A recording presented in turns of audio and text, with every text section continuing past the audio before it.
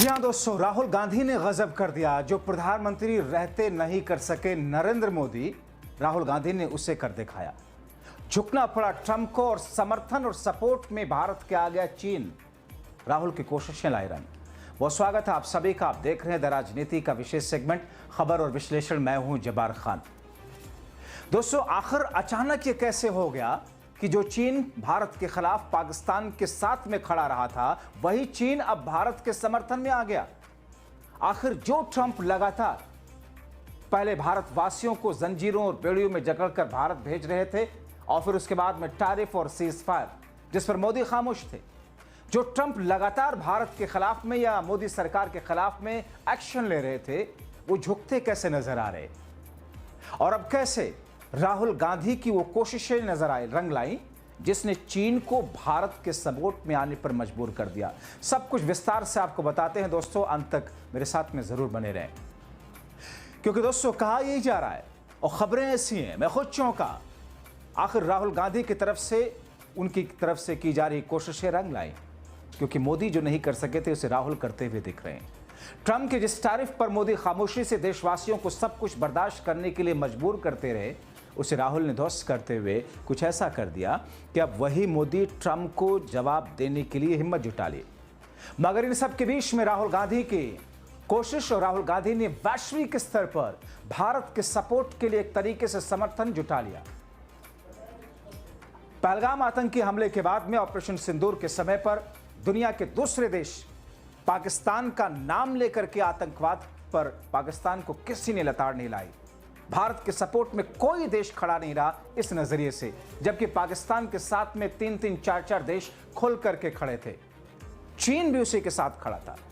मगर दोस्तों, राहुल की कोशिशें रंग लाई कि चीन जो कि मोदी सरकार के खिलाफ पाकिस्तान के कदम से कदम मिला करके चल रहा था, राहुल की मेहनत और कोशिश के बाद अब चीन ट्रंप के खिलाफ भारत के समर्थन में उतर आया है। हो रहा ना आपको भी ताज्जुब वाली बात ही है।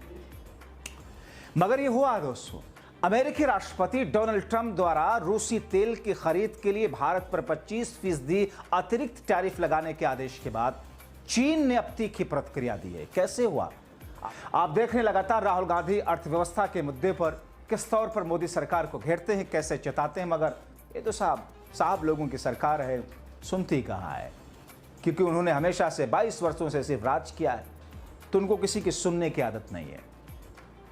मगर राहुल ने सड़क से लेकर संसद तक हर जगह, अर्थव्यवस्था हो, चुनाव आयोग से जुड़ा मुद्दा हो, बेरोजगारी का मुद्दा हो, देश में असमानता का मुद्दा हो, शिक्षा स्वास्थ्य का मुद्दा हो, जो जो बातें कही वो बातें सच साबित हुई दिखी हैं दोस्तों। अब ऐसे में राहुल गांधी ने कुछ ऐसा किया कि चीन भी भारत के सपोर्ट में खड़ा हो गया। चीन ने इस कदम को व्यापारिक उपायों का दुरुपयोग करार देते हुए अमेरिका के लिए अमेरिका की कड़ी आलोचना कर दी चीन ने।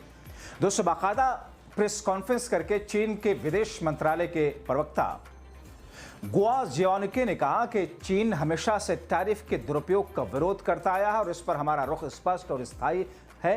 ये बयान तब आया जब राष्ट्रपति ट्रंप ने एक कार्यकारी आदेश पर हस्ताक्षर करके भारत से आने वाले सामानों पर 25% अतिरिक्त शुल्क लगाने का ऐलान किया।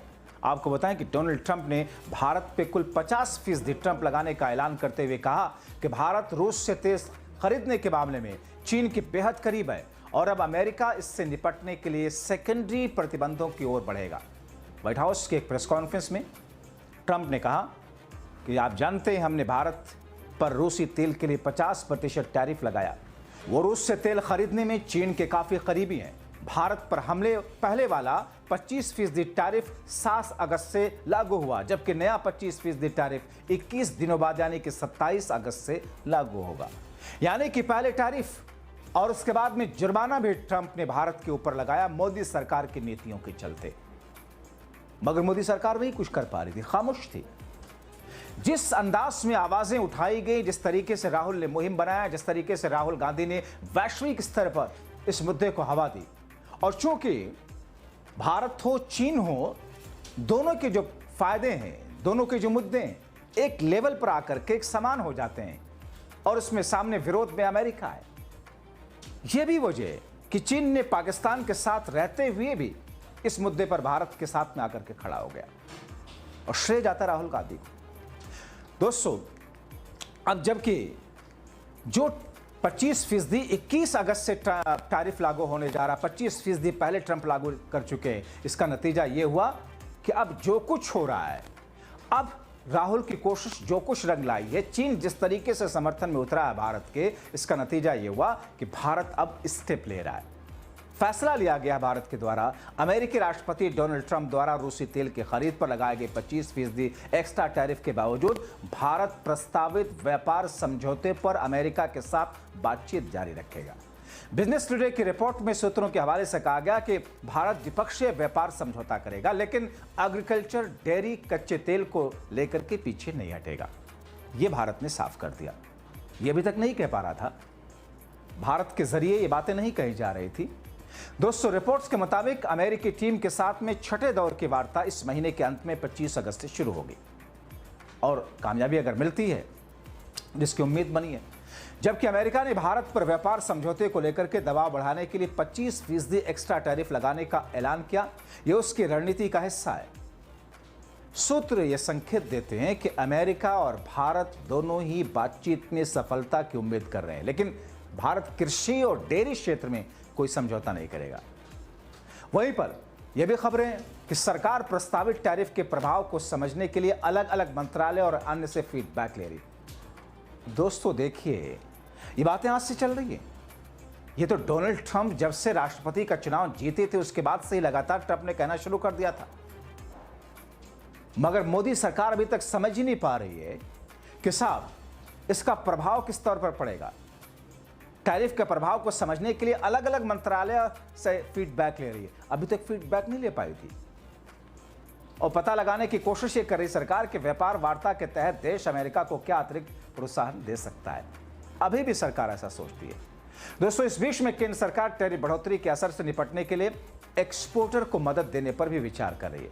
दोस्तों, केंद्रीय मंत्री पीयूष गोयल पिछले सप्ताह में एक्सपोर्टर्स से मिलकर के उनकी जरूरतों को समझे। हालांकि इसके बावजूद सूक्ष्म, लघु और मध्यम उद्योग यानी कि एमएसएमई पर टैरिफ के प्रभाव को लेकर चिंताएं गहरी हैं, जिसमें कई तरह की पूरी तरह से एक्सपोर्ट पर निर्भर है। फिलहाल फॉर्म और इलेक्ट्रॉनिक्स आयात शुल्क से मुक्त है। नोमुरा ने एक नोट में यह कहा कि भारत पर 50% अमेरिकी टैरिफ दर पहले के 18.8 से बढ़कर के 33.8 हो गई है। अगर यह लागू होता है तो व्यापार प्रतिबंध जैसा होगा और इससे प्रभावित निर्यात उत्पादों पर अचानक रोक लग जाएगी। नोमुरा ने अपनी रिपोर्ट में कहा कि कई इंडस्ट्रीज कपड़ा, रत्न, आभूषण में कम मार्जिन से परिचालन खतरे में पड़ेगा, खासतौर पर छोटी कंपनियों का, जिन्हें कंपटीशन करने में कठिनाई हो रही है। रिपोर्ट्स आगे कहती हैं कि प्रभावी टैरिफ दर भारत पर चीन के सामने आसियान अर्थव्यवस्था 19 से 20% की तुलना में बहुत अधिक बोझ डालती है, जिससे भारत के सामान, प्रोडक्ट्स को काफ़ी नुकसान पहुंचेगा। तो ऐसी स्थिति में दोस्तों, जो बातें मैंने अभी बीते 1-2 मिनट में आपके सामने रखी, जाहिर तौर पर अब आप ये सोच रहे होंगे कि मोदी सरकार अभी भी वो हिम्मत नहीं जुटा पा रही जिस हिम्मत की ज़रूरत है।